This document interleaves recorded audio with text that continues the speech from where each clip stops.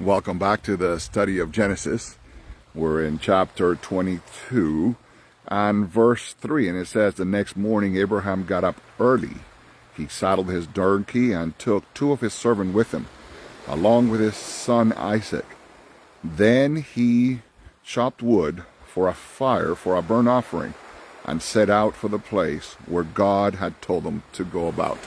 Remember the last time that we talked about this, God had come to Abraham and said, "I want you to sacrifice your son." Now remember, we left it because we weren't sure if he was going to do it. We weren't sure if he was actually going to take part of it. I know it's hard for me. I told you that. But here it is. He's saying early in the next morning, right away. He didn't have to think about it. He didn't have to wait. He didn't want to say, "Well, Lord, and how many excuses that we use when God calls upon us to do something. He said early in the morning, he went up, he got it all set up. He picked up the wood, he took his servants, he worked with them. And he started that journey. That journey that is so difficult. I could imagine what he was doing on the way there. I don't know. I won't read another verse. I'm going to stay with that one because I want to talk to you about those things. I want to talk that there's sometimes that God's going to ask you to do difficult things in your life. God's going to tell you that I need you to do something that is unreal, that is unbelievable, that is so hard to understand, like sacrifice your son. And yet, I could only imagine on that journey, as he's going by there step by step, as he's walking and he knows what he's about to do. He knows what God has asked him to do. And yet, he's sitting there, and I'm sure that in his mind is saying, I'm sure God is going to do something. I'm sure there will be a miracle that happens in this life. I'm sure because I know my God. I'm sure because I've talked to my God. I'm sure because I have seen my God. I'm sure because I have proven my God.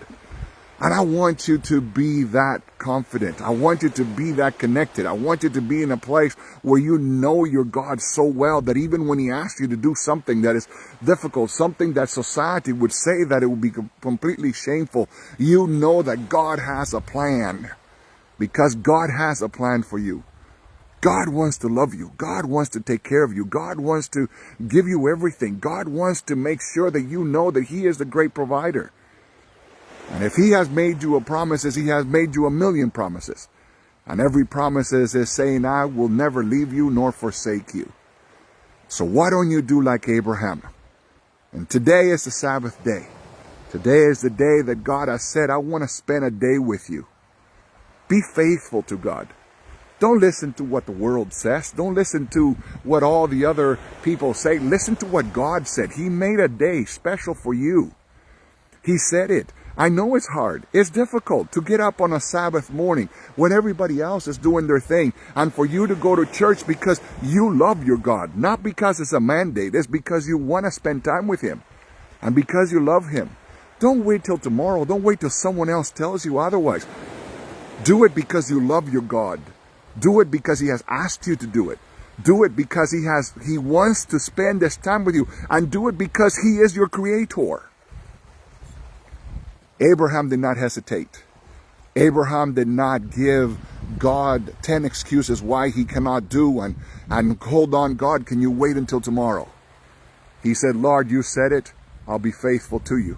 I'll be faithful to you today and I'll be faithful to you tomorrow. I'll be faithful for you for eternity. So I just want you to wake up this morning, this Sabbath morning, and say, Lord, I am your son. I am your daughter. And I will be faithful to you because you've asked me to. Doesn't matter what the world tells you the day that you need to worship.